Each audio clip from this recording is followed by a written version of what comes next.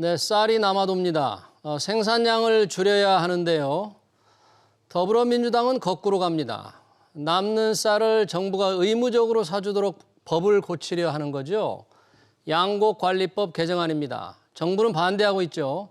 정황근 농림축산식품부 장관 모시고 정부 생각을 자세히 들어보겠습니다. 장관님 어서 오십시오. 네, 반갑습니다. 안녕하십니까.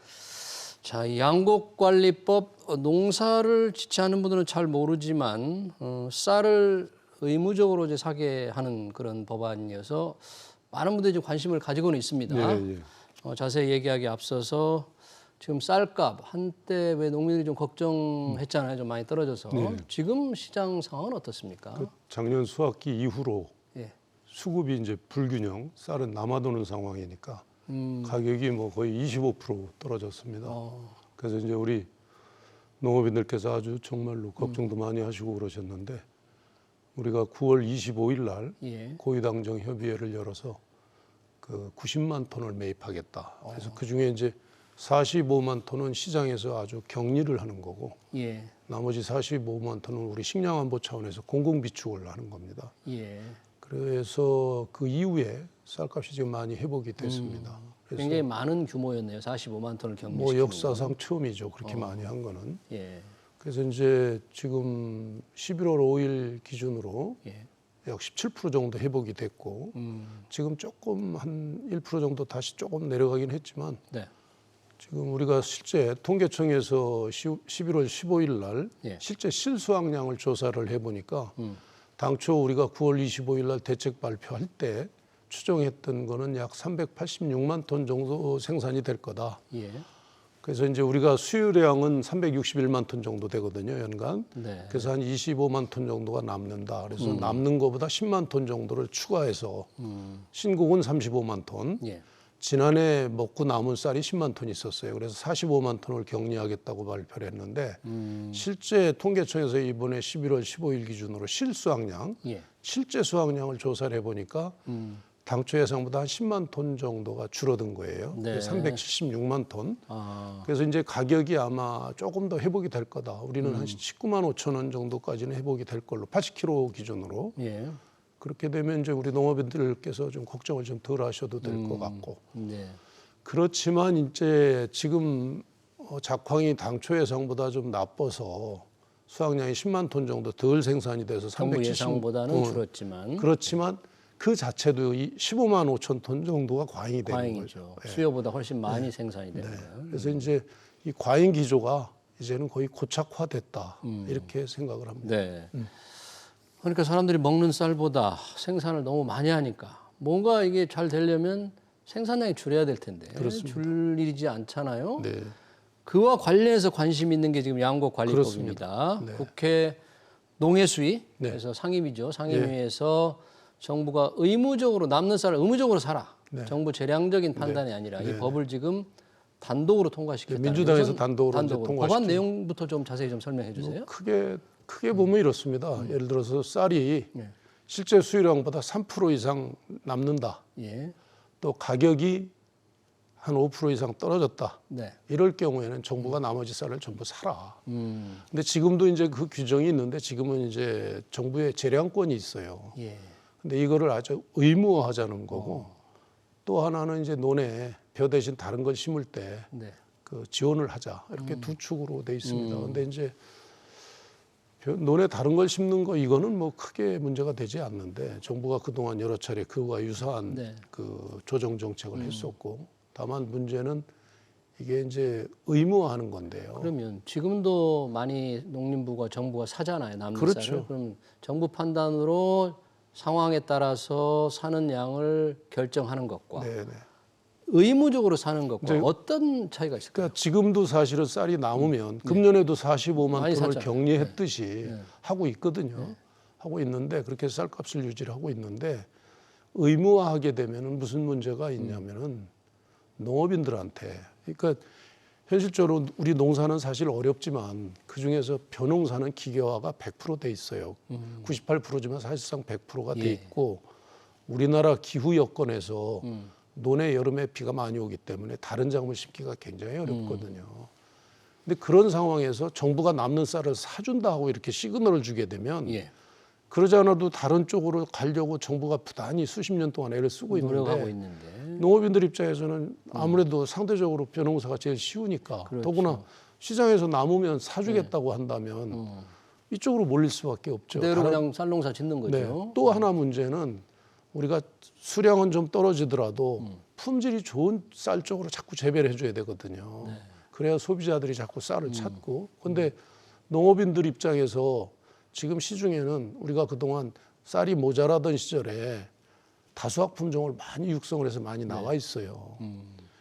그럼 그걸 가지고 다시 심을 수도 있죠. 그러겠네요. 네. 그렇게 되면은 더 악순환이 되고 그러니까. 그 쌀을 처리하기 위해서 뭐 연구기관에서는 지금 매년 1조 이상 들어간다는 거고 1조. 그게 이제 서서히 더 늘어나니까 그러면 나중에는 더 많은 돈이 필요하고 의무 매입하게 되면 예산이 얼마나 더 계속 지금 늘어날까요? 2030년 기준으로는 1조 4천억 정도가 1조 4천억까지. 네. 그래서 그렇게 되면 한정된 농업 예산 가지고 그렇죠. 우리가 할 일이 너무 많아요. 근데 꼭 안 써도 될 이런 쪽에 예. 굳이 쓸 필요가 없다. 예. 그 돈은 정말 우리 농업 발전을 위해서 써야 된다는 게 이제 정부 입장이죠. 그래서 아주 간곡하게 지금 우리 민주당 측에 네. 저를 비롯해서 많은 사람들이 예. 좀 의무화만은 빼달라. 의무를 빼달라. 빼고 다른 쪽으로 우리가 예. 대책을 세워보자. 예. 이렇게 하고 있는 상황입니다. 현재처럼 재량적으로 할 수 있게 하면 네. 오히려 농업 발전에 실제 예산을 더 쓸 그렇죠. 테니까 네. 의무 매입하는 것만은 좀 해달라고. 다른 방법으로 하자는 얘기죠. 쌀 수급을 맞출 수 있는 쪽으로 우리가 예. 재배 정책을 바꾸고 예. 그 다음에 단기적으로 혹시 풍작이 돼서 쌀이 남게 되면 지금처럼 과감히 격리하겠다. 그렇게 해서 이제 설명을 하고 있죠. 지금의 쌀 소비나 이 소비 추세를 감안하면 남는 쌀이 현재 만약에 야당안이 만에 하나 통과돼서 의무 매입하게 된다면 그래서 농사를 계속 짓는다면 많은 사람 그대로 지금 수요가 계속 주니까 과잉 생산이 더 늘어날 수 있겠죠. 더 심화되는 거죠. 그러면 그걸 처리하기 위해서 돈은 더 많이 들어가고. 들어가야 되고. 이 귀중한 예산을 정말 진짜 농업 발전에 써야 될 돈이 네. 잘못 쓰일 수가 있는데 아까 이 법안에 이 다른 재배, 다른 작물 재배로 전환하는 방법 지원하는 게 있잖아요. 네, 네. 그렇게 전환하는 방법 좋은 방법이 있어요. 그래서 이제 현실적으로 농업인들은 벼를 심는 게 제일 편하고 우리 논의 상태가 여름에 우리는 몬순 기후라고 해서 비가 많이 오잖아요. 예, 그럼 논에는 벼가 가장 적합한 작물입니다. 예, 근데 이제 다른 작물로 가면 굉장히 어려운데 어쨌든 우리가 지금 가루쌀이라는 게 나와가지고 가루쌀. 네, 이거는 재배하는 거 그다음에 겉으로는 쌀이지만 예. 사실은 속은 밀하고 거의 유사합니다. 예. 그래서 이걸 이제 밀 수입도 대체할 수 있고 또 이 가루쌀은 그 모내는 기간, 모내는 적기라고 그러죠. 제 타이밍이 한 달 정도 늦어요. 그러니까 밀하고 이모작을 할 수 있어요. 그러니까 제가 옛날에 뭐 신의 선물이다 이렇게 뭐 가루쌀 청장 때 전도사라고 네, 장관님 그렇게 얘기까지 했는데 정말 그 정도로 가치가 있고 현장에 지금 금년에 100헥타 했고 내년에 20배 늘려서 2,000헥타 심기로 다 농업인들하고 지금 이렇게 농업인까지 선정이 돼 있어요. 내년에 2,000헥타. 그럼 10,000톤 정도가 나오고 후년부터는 시장에서 가루쌀에 대한 수요만 있게 되면 수만 헥타 심을 수 있습니다. 그렇게 수요가 좀 있을 것 같습니까? 그래서 이제 지금 CJ나 SPC 이런 대기업들 하림 예. 이런 식품 기업들이 금년에 난 500톤 중에 상당 부분을 가지고 이제 테스트를 해보고 레시피를 개발하고 하면 근데 지금 뭐 제빵 제과에서는 이미 뭐 확실하게 성공을 했기 때문에 일반 밀과 거의 차이가 없고 괜찮습니다. 차이가 없고 오히려 더 좋다는 분들도 많고 실제 그 식감 이런 면에서도 좋고 예. 뭐 건강 차원에서 이건 쌀이니까 네. 그래서 여러모로 상당히 좋거든요. 예.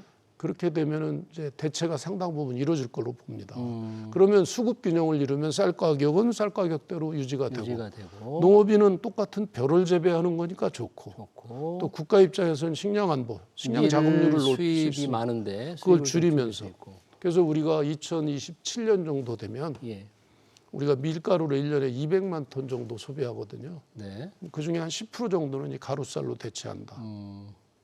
지금 밀 거의 다 수입하는 거죠, 우리는? 밀은 뭐 거의 99% 99% 수입하는 수입합니다. 거죠. 그럼 수입을 줄이기 위해서라도 네. 우크라이나 그러면서 전쟁 이제 같은 경우. 네, 이모작하면 겨울에 밀도 심을 수 있고, 그러니까 식량 자급률도 높일 수 있고. 그래서 이제 그냥 이거를 이렇게 하십시오 하면 아무래도 속도가 늦을 것 같아서 내년부터 이제 전략작물직불제를 도입하기로 했어요. 그건 뭡니까? 전략작물직물제? 그래서 이제 가루쌀 밀을 전략작물로 보는 거죠. 그래서 겨울철에 밀을 심고 예. 여름철에 가루쌀을 심는 농가에 대해서는 지금 지급하는 직불제 이외에 추가로 헥타당 250만 원 정도를 예. 지급하기로 지금 정부 안에 정부 안에 들어서 예산 안에 나가 있죠. 이번에요. 전략작물직불제. 그래서 아마 국회에서는 이걸 좀 단가를 올리자 여야 의원들께서 그렇게 좀 협의를 하고 있는 상태고. 야당이 이 부분은 동의해 줍니까? 전략작물제는 뭐 좋고 예. 이제 지금 야당 입장에서는 그거 플러스 예. 논에 타작물 좀 심자. 그 다른 조사료. 그것도 벼니까 벼계통이니까 예. 조사료를 심자 그래서 그거는 이제 국회에서 협의 단계에 있습니다. 네, 그렇군요. 양국관리법만 조금 정부 생각과 지금 완전히 다르게 야당이 가고 있는데 야당 설득이 좀 잘 어떻게 네, 설득을 자신 있습니까? 뭐 최선을 다해야죠. 얼마 전에 그 아프리카 네. 카메룬과 기니를 다녀오셨다고 하는데 네. 이 카메룬과 기니가 뭐 우리나라와 농업 분야 협력할 분야가 있습니까? 아주 많죠. 그래요? 어떤 거 네, 있죠? 카메룬하고 기니가 서부 아프리카인데 예. 그 지역은 쌀을 주식으로 합니다. 그러니까 우리나라 기술이 필요한 상태고 그다음에 우리가 ODA로 농업 기술 지원도 많이 하고 있고요. 예. 근데 이제 우리가 2030년에 부산 엑스포 세계 박람회를 개최하겠다고 지금 신청을 해놨잖아요. 그렇죠. 그래서 그 지지를 받기 위해서 제가 대통령 특사 자격으로 두 나라를 다녀왔고요. 예. 가서 이제 부산 엑스포 외교 활동을 하셨군요. 그렇습니다. 네. 카메룬에서는 이제 대통령이 연로하셔서 못 만났고 저 총리, 문화예술부 장관, 외교부 장관, 농업부 장관. 그래서 그 우리가 농업 협력을 예. 아주 정말로 열심히 하겠다. 그리고 좀 지지 요청을 했고요. 네. 반응이 상당히 좋았고 그래요. 기니에서는 제가 이제 외교부 장관, 농업부 장관 만났고 대통령을 직접 좀 뵈야 되겠다. 외교부 장관한테 요청을 해서 네. 그 다음 날 대통령을 만났습니다. 아, 그래요? 만나서 우리의 거기가 이제 그 군사혁명 쿠데타를 일으켰더라고요. 그 전에 우리나라 60년대하고 상황이 너무 똑같습니다. 네. 그래서 그 우리가 가지고 있는 여러 가지 그 발전 단계, 그 특히 그 식량 증산, 거기는 뭐 쌀 증산이 너무 절박하다는 거예요. 예. 그래서 우리나라가 최대한 협조를 하겠다. 네. 그 우리 농촌진흥청에서도 협력하는 게 있거든요. 그래서 그런 농업 협력을 강화하겠다고 약속을 했고 네. 뭐 이행을 해야 되겠죠. 그러면서 동시에 가급적 우리 좀 나라 지지해 달라고 대통령께 우리 대통령님 친서도 전달을 했고. 알겠습니다. 네. 뭔가 좀 부산 엑스포에 한 표를 더 얻을 수 있길 기대해 보면서 자, 요즘 이 소비자들 관심이 우유값입니다. 네, 예. 네. 뭐 우유를 만드는 원유가 이렇게 또 오르니까 우유 가격도 오르고 우유로 만드는 다른 제품도 오르고 상당히 소비자들 걱정이 돼요. 뭐 밀크플레이션이라고 네. 지금 우리의 목소리를 내고 있는데 너무 많이 오른 거 아니에요?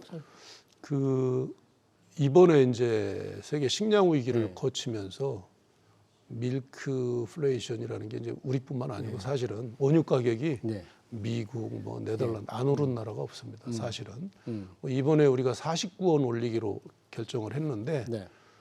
그 앞에 이제 그동안 낙농인들하고 우리가 쭉 협의했던 게 그 우유 수매하는 그 시스템 자체가 예. 굉장히 문제가 있었어요. 가격 결정하는 방식. 네. 그래서 이게 생산비가 올라면 자동적으로 올라가는 시스템을 그동안 10여 년간 유지해 오면서 원유 가격 결정 네네. 방식이 그렇다는 얘기죠. 소비량이 줄어드는데도 가격은 올라가는 체계였거든요. 시장 원리 안 맞네요. 안 맞죠. 그래서 이제 용도별로 우리가 저 음용류하고 가공용하고 차등을 두자. 예. 그래서 이제 그걸 가지고 쭉 협의를 하면서 결국은 낙농인들께서 뭐 좀 양보를 많이 하셨죠. 아, 그 방식에 합의를 했습니까? 네, 방식에 합의를 했고 다만 이제 가격이 올라간 거는 기본적으로 생산비가 워낙 많이 올라가 있어요. 그래서 통계청에서도 제시한 게 52원 정도 올릴 수 있다. 네. 협의하면서 오히려 그보다 좀 낮게 올린 거죠. 아, 49원 올렸으니까. 그렇지만 우리 우유 가격이 세계적으로 좀 비싼 나라이기 때문에 그 낙농가들하고도 협의를 해서 최대한 좀 낮게 올린 거고 또 유업체 측에도 예. 이 음용률을 지나치게 올리는 건 문제가 있다. 그래서 최선을 다한 거예요. 유업체에서도 지금 2,800원대로 예. 이제 2,900원 넘지 않도록 예. 이렇게 올렸거든요. 예. 협의는 했지만 어쨌든 우리가 낙농 산업을 유지하고 네. 또 외국에서 뭐 멸균류도 수입하고 막 수입되죠. 이러잖아요. 그리고 가공용은 저 탈지 분유 형태로 해서 많이 수입을 하거든요. 그래서 이제 우리가 용도별 차등 가격제를 자동화. 도입을 했기 때문에 예. 국산 원유를 가지고 음용류도 먹고 음. 거기서 남는 건 이제 우리 가공 쪽으로 돌리는 가공용으로 쪽으로 활용하고. 그렇게 정책을 전환할 거고 네. 단기적으로는 지나치게 올라가지 않도록 네. 또 유업체에 저희들이 강력하게 협조 요청도 하고 있습니다. 소비자가 느끼는 부담은 컸지만 실질적으로 보면 49원 올리는 것도 정부의 노력이 좀 담겨 있다 뭐 그런 얘기네요. 담겨 있었고 네. 농가들도 양보를 좀 농가들도 했다 좀 이거죠. 양보를 했고. 네, 양곡관리법 개정안과 두 바퀴 다른 농정에 관한 얘기 여기서 마치겠습니다. 정황근 농림축산식품부 장관이었습니다. 장관님 바쁜 시간 고맙습니다. 네, 감사합니다.